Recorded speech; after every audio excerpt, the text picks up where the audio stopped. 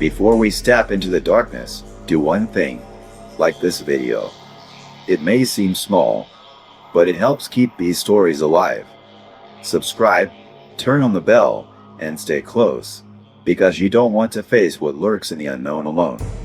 And if you've lived through a real horror, tell your story in the comments. Who knows? It might just resurface here and haunt us all.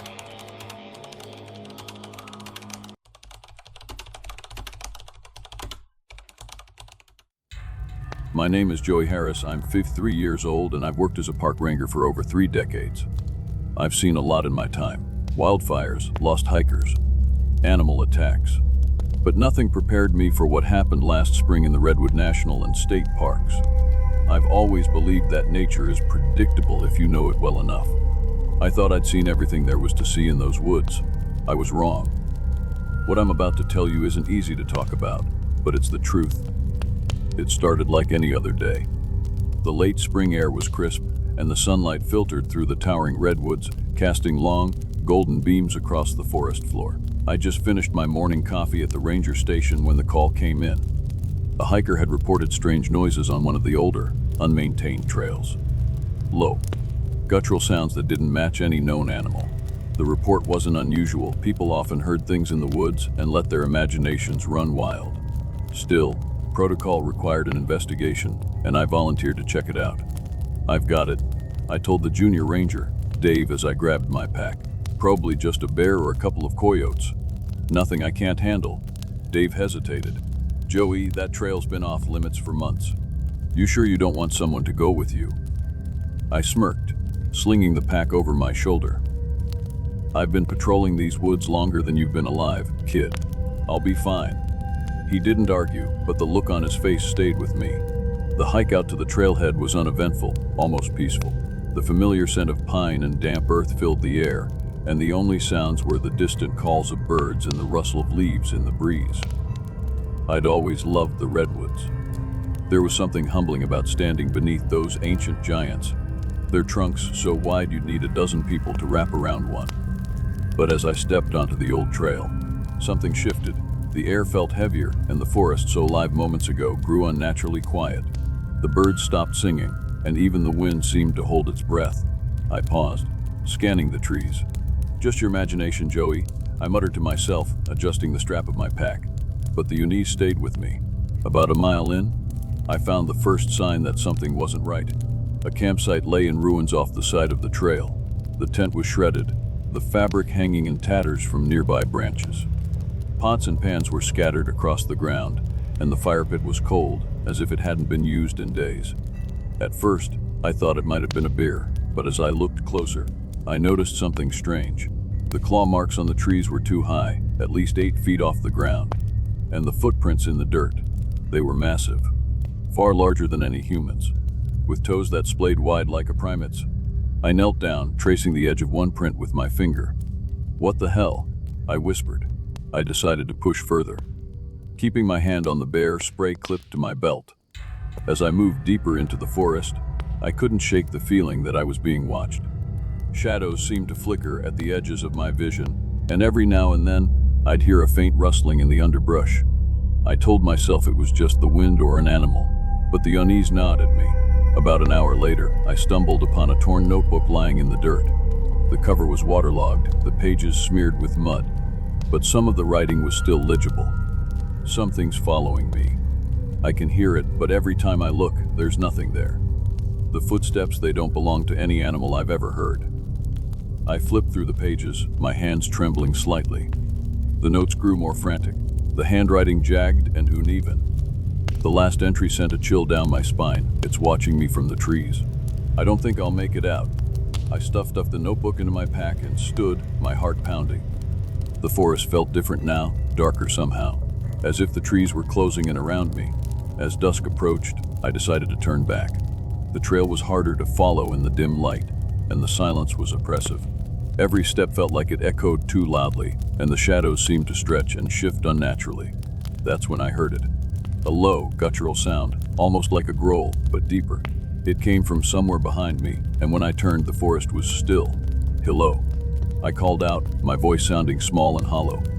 nothing, I took a step forward, and the growl came again, louder this time. My flashlight trembled in my hand as I swept it across the trees. For a moment, I thought I saw something, a massive figure slipping between the trunks, but it disappeared before I could focus on it. I backed away slowly, every instinct screaming at me to run. The growl turned into a roar, and I realized with cold clarity that I was no longer the one doing the hunting. If you thought the first part of my story was unsettling, I have to warn you, it only gets worse from here. What I experienced next, I wouldn't believe myself if I hadn't lived it. The things I saw, the things I heard, they'll stay with me forever. I didn't run right away. Every instinct in my body told me to, but I knew better. Running in a forest at dusk is a death sentence, even when you're not being stalked by something unnatural. Instead, I stood frozen, gripping the flashlight so tightly my knuckles edged. The growl had stopped, but the silence that followed was worse. It wasn't just quiet, it was void of sound, like the forest itself was holding its breath. I took a cautious step backward, my boots crunching on the dirt. The sound felt deafening in the stillness. Then, I heard the footsteps. Slow, deliberate, heavy. Whatever was out there wasn't trying to hide anymore. I swung the flashlight around, the beam bouncing off tree trunks and tangled underbrush. For a moment, I thought I caught a glimpse of movement. A shadow darting between the trees, impossibly large and fast. "Who's there?" I called, my voice cracking. No response, just the sound of those deliberate, heavy steps circling me, closing the distance. I took another step back, my heart hammering against my ribs. My foot caught on a root, and I stumbled, barely catching myself before I fell. That's when I saw it.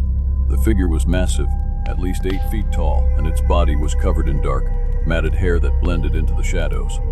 Its eyes glowed faintly, reflecting the beam of my flashlight like 2 embers in the dark. It stood still, watching me, its head tilted slightly to one side. For a moment, neither of us moved. And then it took a step forward. I panicked. Turning on my heel, I bolted down the trail, the flashlight's beam bouncing wildly in the dark. Branches whipped at my face and arms as I ran, but I didn't care.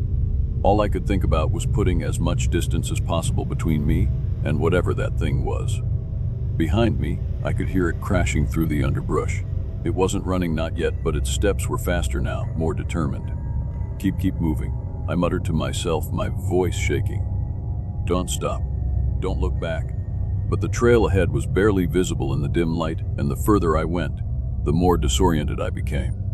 Landmarks I thought I recognized looked unfamiliar, and the path seemed to twist in ways it hadn't before. The forest was playing tricks on me, or maybe it wasn't the forest at all. Eventually, I reached a clearing, the last light of the day casting long shadows across the ground. My legs felt like lead, and my chest burned with every breath, but I forced myself to keep moving. The clearing was wide, with a large boulder in the center. I climbed on top of it, hoping to get a better view of my surroundings. That's when I saw the footprints. They were scattered around the clearing, enormous and unmistakable, pressed deep into the soft dirt.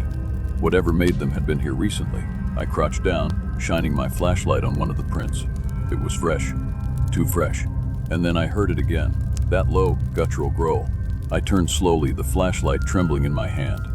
The beam caught the edge of the clearing, and there it was, standing just at the tree line, half hidden by the shadows. It stepped forward, its movements deliberate and slow, like it was daring me to run again. "Stay back," I said, my voice shaking. I reached for the bear spray on my belt, fumbling with the latch.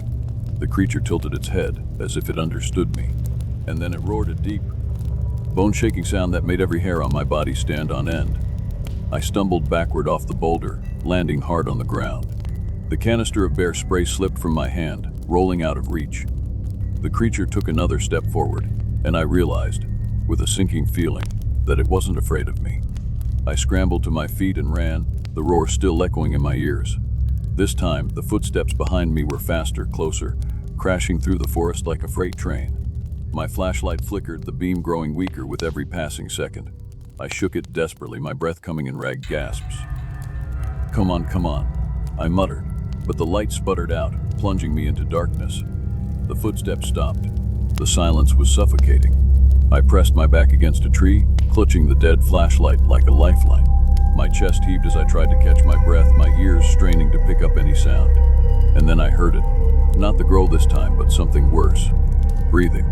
deep, heavy breaths, coming from just beyond the tree I was hiding behind. I don't know how long I stood there frozen in place. Minutes, hours. It felt like an eternity. The breathing never stopped, steady and unrelenting. And then, just as suddenly as it had started, it was gone. The forest was silent again, but I didn't feel relief.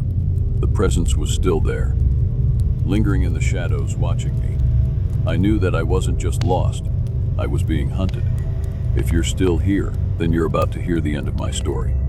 I wish I could tell you it has a clean resolution, that I walked away from those woods with my life intact and my mind at ease. But that wouldn't be the truth. What happened that night, it stays with me every moment of every day. This is how it ended. The breathing was so close, I could feel it. Hot and heavy, each exhale brushing the back of my neck. My muscles locked in place, my body refusing to obey the instinct to run. The only sound was the pounding of my heart, so loud I was sure it would give me away. I turned my head slowly, painfully slowly, and that's when I saw it. The creature was there, towering over me, its eyes glowing faintly in the darkness. It was bigger than I remembered, its broad shoulders nearly brushing the low-hanging branches. Its chest rose and fell with each guttural breath, and its face was almost human, but twisted, primal, and filled with a kind of intelligence that made my stomach churn. It wasn't just an animal, it was something else. I don't remember deciding to run, but suddenly my legs were moving. I bolted through the trees, the flashlight clutched in one hand even though it was dead. Behind me, the creature roared, the sound shaking the ground beneath my feet.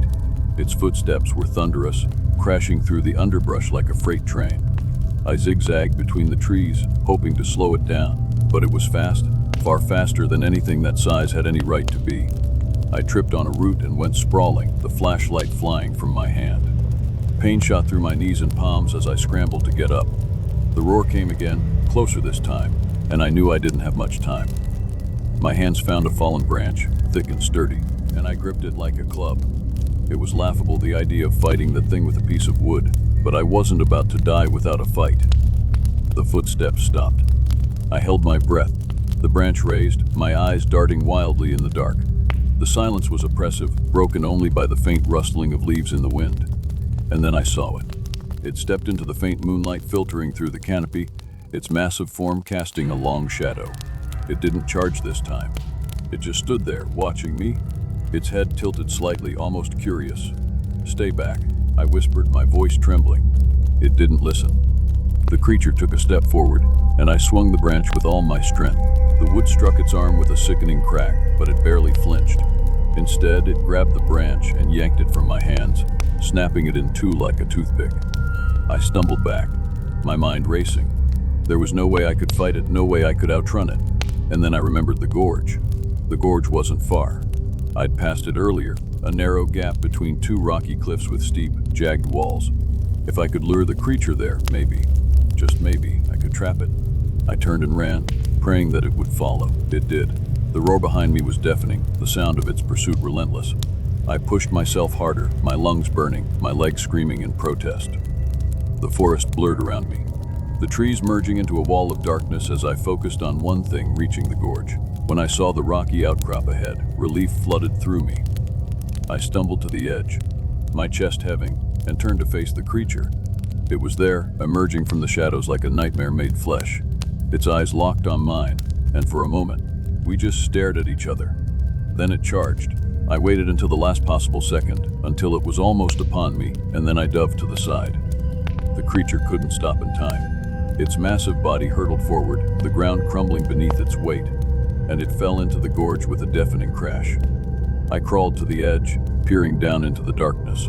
The creature was there, lying among the jagged rocks, its chest rising and falling in labored breaths. For a moment, I thought it was over. But then its eyes opened, locking onto mine. It let out a low, guttural growl, a sound that seemed to echo in my very bones. And then it did something I'll never forget. It smiled. I don't remember getting back to the ranger station. The next thing I knew, I was there, slumped against the door, trembling and soaked in sweat. My colleagues found me hours later, battered and incoherent. I tried to tell them what happened, but the words felt hollow, absurd even to me. They didn't believe me. How could they? But I know what I saw. Weeks later, after retiring, I still couldn't shake the feeling that I wasn't alone. At night, I'd hear faint knocks on my window, guttural sounds just outside my door. I told myself it was my imagination, but deep down I knew the truth. It had survived, and it wasn't done with me yet.